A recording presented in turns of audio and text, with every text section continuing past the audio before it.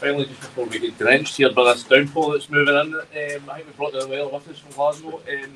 Naderi, as you're saying, obviously playing in the German third tier, there was sort of chat early on that a fee in the region of €3 million, £2.6 million had been agreed between the clubs. It looks like that's a little bit less lately now. I think the Germans are holding out for a bit more.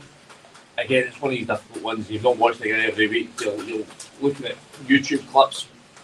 They all seem to make it look like a superstar, but I mean, from the very, very scant bits of footage you're able to see him, does he look like the kind of figure that makes up the prospect that really entices the Rangers fans? We talked about this yesterday. Over it, I'm slightly surprised that when I look at the profile in Naderi, that's the type of striker that Rangers are going for.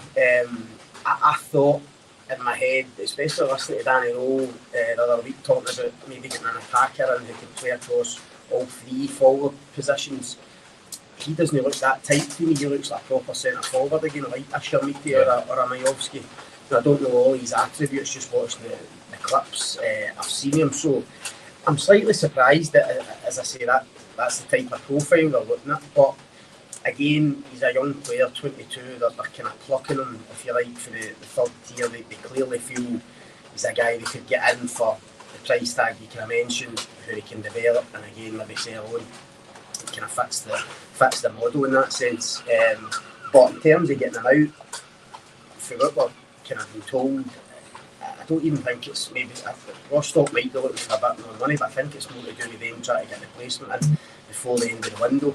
And we're speaking to agents and people like that pretty regularly. For everything I'm hearing, the striker market now is really difficult. Like for all clubs, it seems to be it's really tough to get the right strikers in at the right price with the right conditions. And I think Rangers are kind of feeling that. They're obviously looking at attackers across the board, but haven't been able to nail one. Now, I think they probably will get somebody in before the window. I think a striker or an attacker is a priority for Danny Rowe.